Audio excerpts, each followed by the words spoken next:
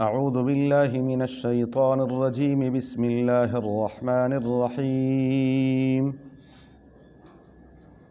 ألم تر إلى الذين أوتوا نصيبا من الكتاب يؤمنون بالجبت والطاغوت ويقولون للذين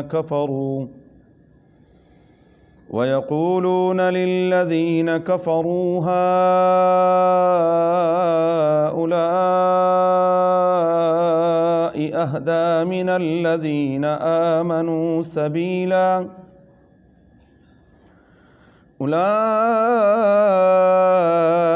الذين لعنهم الله ومن يلعن الله فلن تجد له نصيرا أم لهم نصيب من الملك فإذا لا يؤتون الناس نقيرا ألم تر إلى الذين أوتوا نصيبا من الكتاب، کیا دیکھا آپ نے ان لوگوں کی طرف جن کو دی گئی کچھ کتاب میں سے، یؤمنون بالجبت، وہ جبت پر ایمان لاتے ہیں، والطاغوت اور طاغوت پر، ویقولون اور وہ کہتے ہیں للذین کفروا ان سے جو کافر ہوئے، ہؤلاء یہ کافر، اہدی من الذین آمنوا زیادہ ہدایت یافتہ ہیں ان سے جو ایمان لائے ہیں، سبیلا راستے کے اعتبار سے،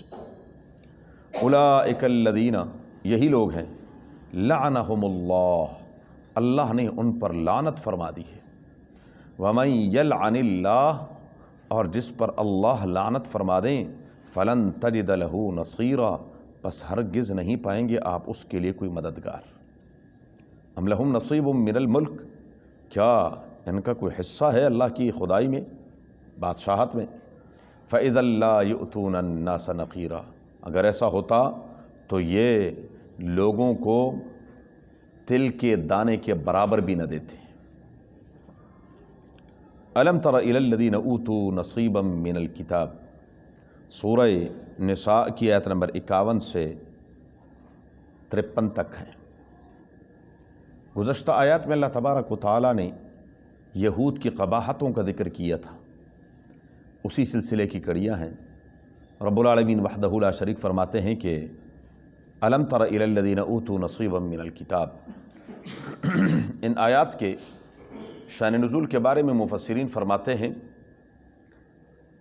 کہ حضور صلی اللہ علیہ وآلہ وسلم جب مدینہ منورہ تشریف لے گئے تو اللہ کے محبوب صلی اللہ علیہ وآلہ وسلم نے مدینہ منورہ میں میثاق مدینہ کیا۔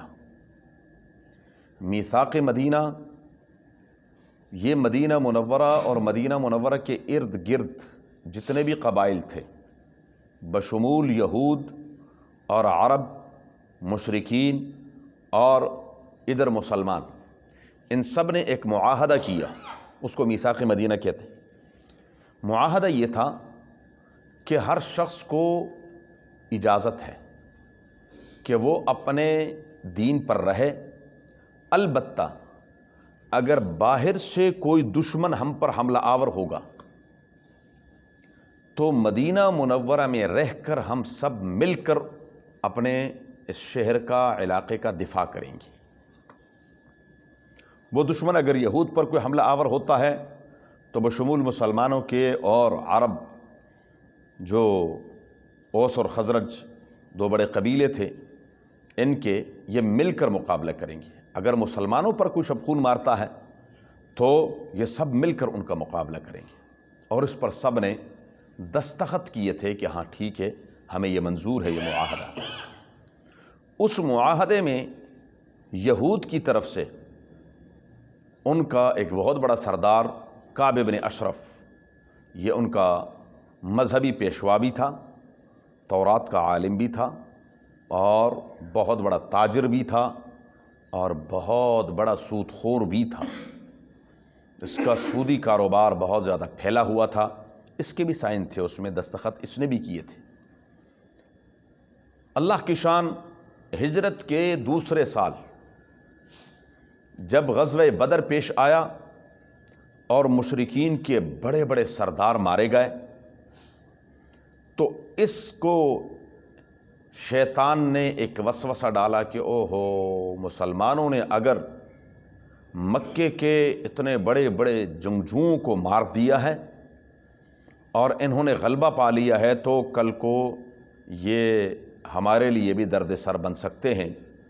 اس کے لیے کعب بن اشرف نے یہاں سے ایک قافلہ تیار کیا یہود کا، 70 آدمیوں پر مشتمل یہ قافلہ بظاہر سامان تجارت لے کر مکہ مکرمہ روانہ ہوا، لیکن در پردہ ان کے عزائم کچھ اور تھے۔ جب مکہ مکرمہ یہ پہنچے تو وہاں مکے کے سردار اور اس وقت مکے کی تمام جو ان کے نظم و نسق وہ ابو سفیان کے پاس تھا، جو ابھی تک ایمان نہیں لائے تھے۔ تو یہ ابو سفیان سے ملے، انہوں نے ان کی خوب دعوتیں کی۔ عرب میں مہمان نوازی جو ہے وہ حضرت ابراہیم علیہ السلام سے ورثے میں ملی ہوئی ہے، تو انہوں نے خوب دعوتیں، اور دعوتوں کے بعد انہوں نے کہا جی ہم کسی خاص مقصد کے لیے آئے۔ انہوں نے کہا جی بتائیں کیا مقصد ہے آپ کا؟ انہوں نے کہا جی مقصد ہمارا تجارت نہیں ہے، یہ تو ہمارا صرف اور صرف دکھانے کے لیے ہے کہ ہم لوگوں کو پتہ نہ چلے کہ ہم کس لیے آئے ہیں۔ ہمارا مقصد یہ ہے کہ مسلمان اگر اسی طرح چھوڑے گئے رسول اللہ مبارک اور صحابہ کرام کو تو یہ تو ہمارے لیے درد سر بن جائیں گے سب کے لیے۔ اگر اس سال انہوں نے تمہارے ساتھ یہ کیا ہے تو اگلی باری ہماری ہے۔ تو انہوں نے کہا جی پھر اس کے لیے کیا آپ کیا چاہتے ہیں؟ انہوں نے کہا جی ہم آپ کے ساتھ مکمل طور پر تعاون کریں گے، آپ اور ہم مل کر مسلمانوں کو صفحہ ہستی سے مٹا دیتے ہیں۔ ابو سفیان نے کہا کہ جی مجھے آپ کی بات پر یقین نہیں ہے، آپ مجھے پہلے تو یہ بتائیں کہ ہم میں اور مسلمانوں میں حق پر کون ہے؟ دیکھیے ہم یہاں بیت اللہ شریف کی دیکھ بھال بھی کر رہے ہیں، مجاور ہیں، یہاں جانور ذبح کرتے ہیں، حاجوں کی خدمت کرتے ہیں، ستو پلاتے ہیں، زمزم پلاتے ہیں، یہ سارا کام کرتے ہیں، اور پھر اپنے آباء اور اجداد کا جو رسم و رواج ہے، ان کے جو طور طریقے ہیں ان کو اپنائے ہوئے ہیں۔ نبی کریم صلی اللہ علیہ وسلم اور ان کے ساتھیوں نے آباء اور اجداد کے طور طریقے کو چھوڑ دیا، تو یہ مجھے ہمیں بتائیں ان کے بارے میں آپ کا کیا خیال ہے؟ کعب بن اشرف نے کہا آپ سے بڑا نیک اور پرہیزگار کون ہو سکتا ہے؟ انہوں نے کہا نہیں، زبانی ہمیں اندازہ نہیں ہوگا، اگر ہم نیک ہیں، وہ تو سیدھے سادے لوگ تھے، جو مشرکین مکہ تھے نا، مشرکین مکہ کے بارے میں یاد رکھیں، ان میں منافقت نہیں تھی، وہ ایک بات جانتے، انہوں نے کہا اگر ہم حق پر ہیں تو پھر تم ان کے سامنے سجدہ کیوں نہیں کرتے؟ انہوں نے کہا 10 سجدے تو کر دیتے ہیں، بدبخت نے کہا۔ یہ سارے کے سارے ان بتوں کے سامنے سجدہ ریز ہو گئے۔ بیت اللہ شریف کے اندر 360 بت انہوں نے حضرت ابراہیم علیہ السلام کا، اسماعیل علیہ السلام کا اور دیگر انبیاء علیہ السلام کے اور اس طرح نیک لوگوں کے باقاعدہ وہاں پر انہوں نے ان تمام بتوں کے سامنے سجدے کیے اور ان کو باور کرایا کہ نہیں تم صحیح ہو اور تمہارا جو طریقہ ہے وہ بالکل 100% صحیح ہے۔ اس کے بعد ابو سفیان نے کہا کہ ٹھیک ہے، اب 30 بندے ہمارے ہوں گے اور 30 بندے تمہارے ہوں گے، یہ 60 بندے جا کر بیت اللہ شریف کے غلاف کو پکڑ کر وہاں پر معاہدہ کریں گے، اور وہاں پر یہ ایک بات طے ہوگی کہ جی ہم نے ایک دوسرے کے ساتھ مکمل طور پر ساتھ دینا ہے اور ایک دوسرے کے ساتھ کوئی دھوکہ اور کوئی دغا نہیں کرنا۔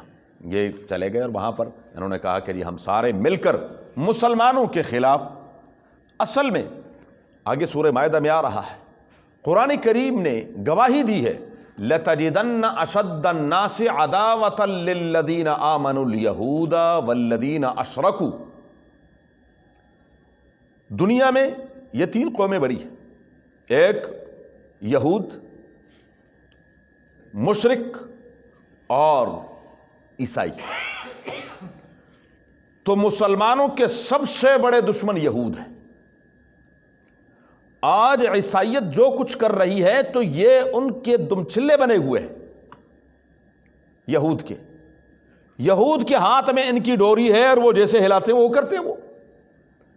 ادروائز یہود اصل جڑ اور بنیاد یہود ہے، وہ کسی بھی صورت کسی بھی لمحے کے لیے مسلمانوں کو برداشت نہیں کرتے کہ یہ مسلمان اس صفحہ ہستی پر موجود کیوں ہے، اس کے لیے وہ مختلف طریقے اپناتے ہیں جیسے بھی ہو۔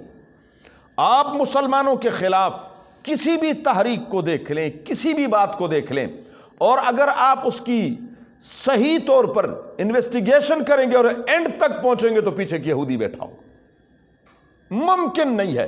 آگے آپ کو کہیں ہندو نظر آئے گا، کہیں آپ کو کوئی غیر مسلم دوسرا نظر آئے گا، کوئی عیسائی نظر آئے گا، کوئی بھی نظر، لیکن جب آپ بالکل انتہا پر پہنچیں گے تو وہاں کوئی نہ کوئی شیطان بیٹھا ہوگا، اور یہ اس کی چال ہوگی کہ وہ آگے چلا رہا ہوگا۔ تو قرآن کریم نے اسی کا ذکر کیا ہے کہ یہ اتنے بدبخت ہیں کہ ان سے الم تر الی الذین اوتوا نصیبا من الکتاب، جن کو دی گئی کتاب کا کچھ حصہ، کتاب تو ان کو پوری دی تھی تورات شریف، لیکن اس میں سے توڑ کر اور اس میں تحریفیں کر کے تبدیلیاں کر کے اب وہ مکمل کتاب نہیں تھی، بلکہ کتاب کا کچھ حصہ ان کے پاس باقی تھا۔ اس لیے قرآن کہتا ہے اوتوا نصیبا من الکتاب۔ اب وہ کیا کرتے ہیں بدبخت؟ یؤمنون بالجبت والطاغوت، وہ ایمان لاتے ہیں جبت اور طاغوت پر۔ بعض مفسرین نے تو آسان معنی کیا، وہ کہتے ہیں کہ بیت اللہ شریف میں جو 360 بت تھے ان میں سے ایک کا نام طاغوت تھا اور ایک کا نام جبت تھا، اور جیسے انہوں نے وہاں پر حبل، لات، منات، عزا اس طرح کے بت رکھے ہوئے تھے، تو اسی طرح یہ بھی 2 بت تھے، اور ان پر انہوں نے کہا کہ ہاں یہ بالکل صحیح ہے اور ان کی پوجا پاٹ جو ہے وہ بالکل صحیح ہے۔ بعض کہتے ہیں کہ جبت جو ہے یہ بتوں کو کہتے ہیں بت، اور طاغوت یہ شیطان ہے، کیونکہ طغایت کا معنی ہے سرکشی، اور سب سے بڑا سرکش اور سرکشی کا سرغنہ جو ہے وہ شیطان ہے، تو اس لیے طاغوت۔ بعد فرماتے ہیں کہ طاغوت کہتے ہیں کل ما اضلک عن الحق، ہر وہ چیز جو آپ کو حق سے گمراہ کر دے، حق سے پھیر دے، تو وہ طاغوت ہے۔ بہرحال انہوں نے ان بتوں کے بارے میں کہا یؤمنون بالجبت والطاغوت ویقولون، اور وہ کہتے ہیں للذین کفروا، ان سے جو کافر ہے، ہؤلاء اہدی من الذین آمنوا سبیلا، یہ زیادہ ہدایت یافتہ ہیں ان لوگوں سے جو ایمان لائے۔ یعنی حالانکہ ان کو بھی پتہ ہے، معلوم ان بدبختوں کو بھی ہے کہ ہم 100% غلط ہیں، لیکن یہ صرف اور صرف حسد کی آگ میں جل کر یہ سب کچھ کر رہے ہیں۔ یہ کہتے ہیں کہ نہیں، ان سے یہ کیا ہے؟ بہتر ہیں۔ اولئک الذین لعنہم اللہ، یہی وہ لوگ ہیں کہ ان پر اللہ نے لعنت فرمائی۔ اولئک الذین لعنہم اللہ، اللہ تعالی ہم سب کو محفوظ فرمائے۔ لعنت یعنی اللہ نے ان کو اپنی رحمت سے دور کر دیا ہے۔ اولئک علیہم لعنت اللہ والملائکۃ والناس اجمعین، قرآن کہتا ہے سورہ بقرہ، ان پر اللہ کی لعنت ہے، فرشتوں کی لعنت ہے، اور تمام انسانوں کی لعنت ہے۔ تو اور لعنت کے بارے میں یاد رکھیں کہ لعنت صرف اور صرف کس پر ہے؟ کفر پر ہے۔ کفر کے علاوہ بعض اعمال ایسے ہیں کہ ان پر تو آپ لعنت کر سکتے ہیں، لیکن کسی مسلمان کے لیے آپ لعنت یہ نہیں کہہ سکتے کہ لعنتی ہے، نہیں، ایسا نہیں کہنا۔ آپ یہ کہہ سکتے ہیں، مثال کے طور پر رسول اللہ مبارک فرماتے ہیں کہ لعن اللہ السارق، چور پر اللہ کی لعنت ہے۔ یہ نہیں کہہ سکتے کہ اس شخص کی طرف نہیں کہہ سکتے، آپ کہہ سکتے ہیں کہ چور پر اللہ کی، آپ یہ کہہ سکتے ہیں کہ جھوٹے پر اللہ کی لعنت، آپ یہ کہہ سکتے ہیں کہ لعنت اللہ علی الظالمین، ظالم پر اللہ کی لعنت ہے۔ یہ الفاظ تو آپ کہہ سکتے ہیں، لیکن کسی فرد کو متعین کر کے وہ صرف اور صرف کافر کے لیے ہے کہ کافر پر اللہ کی لعنت ہے، اس کے علاوہ کسی مسلمان کے لیے لفظ استعمال کرنا، اور ہمارے معاشرے میں پتہ نہیں کیا کیا کچھ ہم کر رہے ہوتے ہیں۔ وَمَن يَلْعَنِ اللَّهُ، جس پر اللہ لعنت فرما دیں، فَلَن تَجِدَ لَهُ نَصِيرًا، بس آپ اس کے لیے ہرگز کوئی مددگار نہیں پائیں گے۔ بخیل اتنے ہیں یہ، ام لہم نصیب من الملک، کیا ان کے پاس بادشاہت ہے؟ اللہ تبارک و تعالیٰ کی حکومت اور بادشاہت میں سے کوئی حصہ ہے؟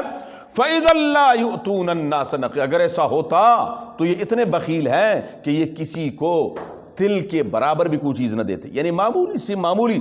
قُلْ لَوْ أَنْتُمْ تَمْلِكُونَ خَزَائِنَ رَحْمَتِ رَبِّي، سورہ بنی اسرائیل میں اللہ تعالیٰ فرماتے ہیں میرے محبوب صلی اللہ علیہ وسلم آپ ان سے فرما دیجئے، اگر تم اللہ کے خزانوں کے مہربانی، اللہ کی مہربانی کے خزانوں کے مالک ہوتے تو لَأَمْسَكْتُمْ خَشْيَةَ الْإِنفَاقِ، تم اس کو روک لیتے کہ کہیں ختم نہ ہو جائے۔ یہ تو رب کریم ہے جو دے رہا ہے اپنے خزانے، اور ان کا کسی کو مالک نہیں بنایا۔ تو فرمایا یہ تو کسی کو ایک رائی کے دانے کے برابر بھی کوئی چیز نہ دیں، اس درجے تک یہ کیا ہے، ان روحانی اور برائیوں کے اندر بیماریوں میں مبتلا ہے۔ ام یحسدون الناس علی ما آتاہم اللہ، یا یہ لوگوں سے حسد کرتے ہیں، وہ حسد کیا ہے اس کی تفصیل آگے آ رہا ہے انشاءاللہ زندگی میں۔ اللہم صلی علی محمد وعلی آل محمد کما صلیت علی ابراہیم وعلی آل ابراہیم انک حمید مجید، اللہم بارک علی محمد وعلی آل محمد کما بارکت علی ابراہیم وعلی آل ابراہیم انک حمید مجید۔ اللہم ارحمنا بالقرآن العظیم، اللہم ارحمنا بالقرآن العظیم، اللہم ارحمنا بالقرآن العظیم واجعلہ لنا اماما ونورا وہدی ورحمۃ یا رب العالمین۔ اللہم ذکرنا منہ ما نسینا وعلمنا منہ ما جہلنا وارزقنا تلاوتہ آناء اللیل واطراف النہار واجعلہ لنا حجۃ یا رب العالمین۔ اللہم نور قلوبنا بالقرآن وزین اخلاقنا بالقرآن ونجنا من النار بالقرآن وادخلنا الجنة بالقرآن۔